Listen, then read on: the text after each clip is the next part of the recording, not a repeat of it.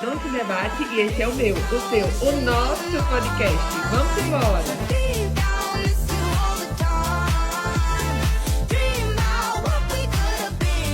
Oi pessoal, sejam muito bem-vindos ao podcast Odonto em Debate.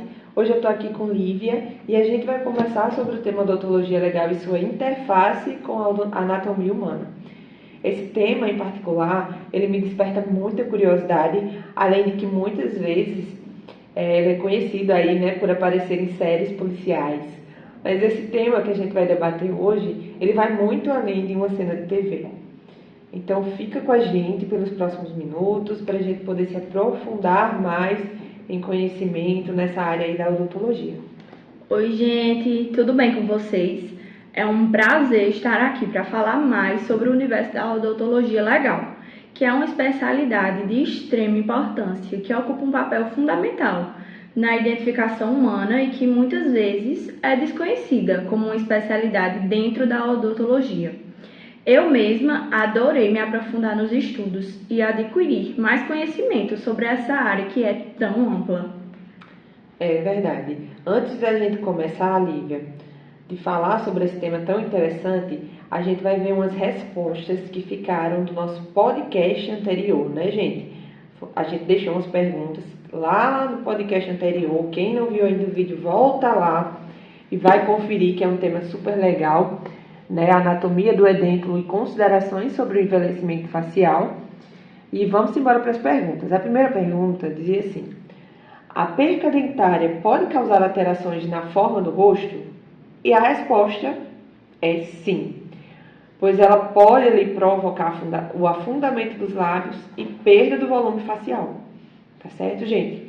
Já na segunda pergunta, ele dizia assim: o envelhecimento facial afeta apenas a pele, sem interferência do músculo? Não, gente, não. Essa é a resposta.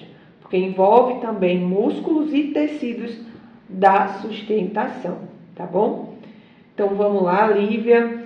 Para a gente iniciar esse episódio de hoje, conta pra gente qual era o contexto histórico em que surgiu a odontologia legal no Brasil. Bom, a odontologia legal ela começou a se desenvolver no Brasil a partir de meados do século XX, mas as bases técnicas remontam à década de 1920, com obras como a de Luiz Lustosa da Silva, que em 1924 publicou Odontologia Legal. Também quando o Decreto Paulista de 1935 autorizou a instalação da antropologia criminal e a odontologia legal. Né, gente? Mas, Lívia, conta pra gente quais foram os marcos legais aqui no Brasil ou institucionais que contribuíram aí para essa consolidação? Então, o Decreto 7.013 de 1935 em São Paulo, como eu já havia mencionado anteriormente, foi um dos marcos que contribuiu para essa consolidação. Outro marco que foi importante é a inserção da odontologia legal na grade de cursos odontológicos e o reconhecimento do perito odontologista como um cargo em institutos, médicos legais. É realmente muito bacana a gente saber como a odontologia legal ela se inseriu aí no nosso país, né? E historicamente no Brasil, Lívia, qual era aí o papel original do odontologista e como foi que isso evoluiu? Então, no início, o papel era bastante voltado à identificação de cadáveres, restos mortais, comparando as arcadas dentárias, restaurações, entre outros, ou então até fazendo perícias odontológicas criminais. Mas os estudos mostram que, com o tempo, esse campo se ampliou para abranger estimativa de idade, lesões dentárias, responsabilidade profissional e muitos outros. Agora, o que é o odontologista legal, Lívia? Bom, a odontologia legal é uma especialidade reconhecida pelo CFO, que vai aplicar os conhecimentos odontológicos em investigações civis e criminais. Por isso é tão comum aparecer nas séries policiais, como você falou, Rai. O objetivo dela é estudar os fenômenos físicos, químicos e biológicos que vão atingir o ser humano ante-mortem e post-mortem, assim contribuindo para a identificação humana e análise de traumatismos. Nossa, muito interessante, né, gente? Então, Lívia, conta pra gente quais os métodos são usados aí nessa especialidade odontológica.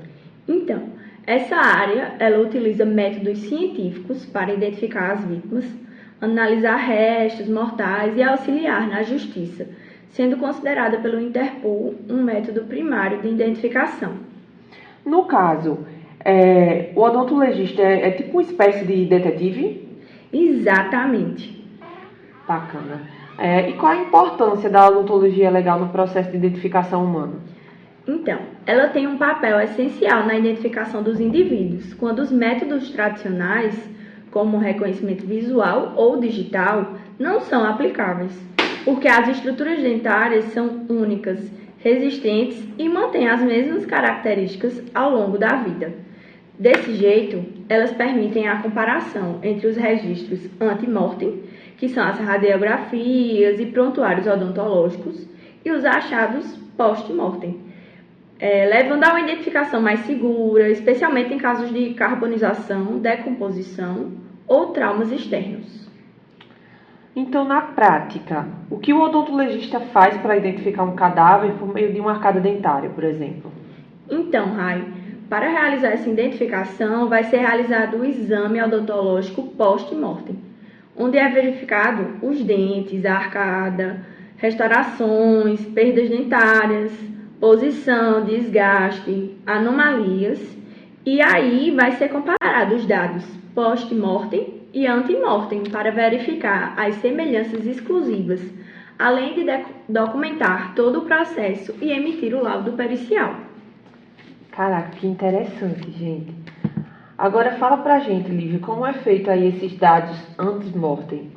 Os dados ante-mortem são as informações obtidas pelo dentista daquele paciente, como, por exemplo, registro de dental, gesso, radiografias, fotos, entre outras coisas. Nesse caso, ela é uma obrigação do dentista sempre documentar aí o procedimento feito, né? E sempre guardar essa documentação, correto? Exatamente. Essas informações serão essenciais para o maior nível de sucesso, né, na identificação correta do cadáver. Nesse caso, quais são assim, os maiores desafios e limitações dessa área? Bom, muitas vezes a qualidade e a disponibilidade dos registros ante-mortem são comprometidas. Muitas vezes porque a vítima não teve boas radiografias, modelos ou fichas detalhadas, assim tornando esse trabalho mais difícil e limitado, né? Então, muitas vezes também o corpo ou os restos não se encontram em boas condições, que aí já são em casos de decomposição avançada, queimadura ou fragmentação, podendo também haver a deterioração. Eita, essa palavra é difícil, né, Lívia? Deteriorização dos dentes ou arcada, e aí vai dificultar, né, essa análise. Então a imagem que fica pra gente é que todos os dentistas devem sempre documentar bem todos os tratamentos que realizam, né? Mesmo que não atuem como perito odontologista, porque assim, elas podem servir de uma forma mais eficaz como um registro ante-mortem, né? Isso mesmo. E a antropologia forense? O que é e qual é o papel dela dentro da odontologia legal? Então, a antropologia forense vai aplicar os conhecimentos anatômicos e antropológicos à justiça, analisando as variações morfológicas e métricas do corpo humano, especialmente do crânio e dos dentes, que vão servir para estimar o sexo, idade, ancestralidade, além de ajudar no diagnóstico de manchas de sangue e saliva, assim colaborando na definição da causa e o tempo da morte, né? No caso, para trabalhar nessa área tem que ter muito estômago, né? Mesmo para lidar com essas situações, gente. Pelo amor de Deus. Vamos aí, né? Vocês aí que estão nos ouvindo, vocês teriam coragem de ter essa constante aí de lidar com esses cadáveres? Eu acho que eu não teria, não, gente. E esse tipo de caso, como é que essas análises elas costumam ser utilizadas, Lívia? Elas costumam ser utilizadas em casos de identificação humana, onde vai ser comparado os prontuários odontológicos e arcadas dentárias da vítima. Também na traumatologia forense, onde vai ser analisado as lesões da face e da boca, principalmente ajudando a comprovar agressões, além da análise de marcas de mordida, que geralmente ocorrem, né, em casos de violência, abusos ou crimes.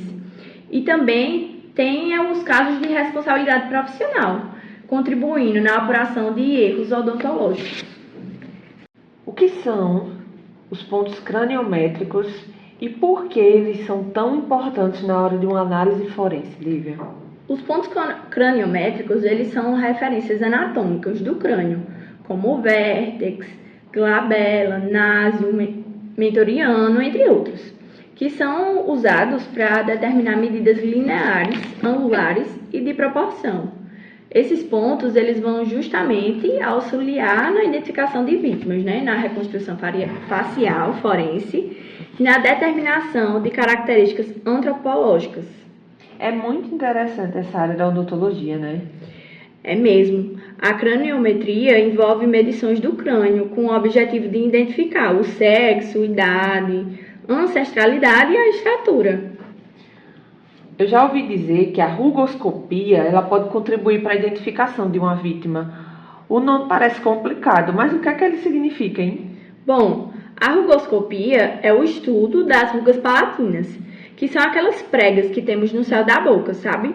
Elas são formadas ainda dentro do útero e permanecem estáveis por toda a nossa vida, mesmo após pequenas lesões. E isso faz delas um método super eficaz de identificação humana.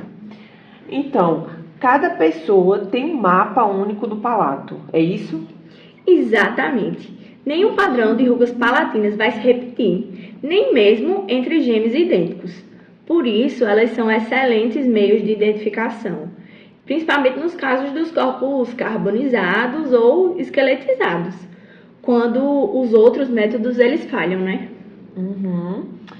Conta pra gente também como é que a odontologia legal ela lida com as diferenças cranianas entre os grupos populacionais, no caso. A análise de ancestralidade vai observar os traços, como o formato do crânio, largura da face e a forma da abertura nasal, né? Esses dados vão servir não para rotular as origens, e sim para auxiliar na reconstrução do perfil biológico de um indivíduo desconhecido, né? Entendi. Mas dá para perceber que o crânio, né, Lívia, ele é o principal meio para muitas respostas. E qual seria a principal mensagem que você deixaria para quem está interessado por odontologia legal? A mensagem que eu deixaria? Bom, que a odontologia legal, ela vai muito além dos dentes, né? Ela vai unir ciência, anatomia e principalmente humanidade. Lívia, eu concordo com você e falo, inclusive, que essa fala sua serve para o cirurgião dentista como um todo, porque o cirurgião dentista, como a gente vem falando em todos os podcasts, ele saiu literalmente da bolha, saiu literalmente da boca, né? Então, maravilhoso e muito fascinante entender sobre essa especialidade odontológica. Obrigada por compartilhar esse conhecimento com a gente. E para finalizar, gente, vamos dar aqui sequência ao nosso questionário, né? Lívia vai deixar aqui 2 perguntinhas comigo para que vocês possam responder nos nossos comentários e a gente vem e traz a resposta para vocês no próximo podcast, tá certo? Vai lá, Lívia, pode deixar aí a perguntinha com a gente. Vamos lá. Primeira pergunta nós temos: como o cirurgião dentista pode contribuir em investigações forenses? E a pergunta número 2 é por que o prontuário odontológico é uma prova tão importante em processos judiciais? É isso aí, gente. Estamos chegando ao fim aí de mais um podcast Odonto em Debate. A gente espera ter agregado muito conhecimento aí para vocês sobre a odontologia legal. Lívia trouxe aí um assunto super interessante. E também deixo aqui para vocês darem uma olhadinha nos outros vídeos que as meninas trouxeram aí também uma carga enorme de conhecimento pra gente. Então corre aí no nosso canal, dá uma olhadinha nos vídeos anteriores que vocês vão amar demais, tá certo? Agradeço a todo mundo que esteve aqui com a gente até o fim. E a gente se vê aí num próximo podcast. A gente também aguarda as respostinhas de vocês aqui nos comentários, tá certo? E para nos ajudar mais ainda, vocês vão aqui no nosso canal, se inscreve, deixa seu like para que a gente possa aí levar conhecimento para muito mais aí gente, muito mais colegas da odontologia aí, tá bom?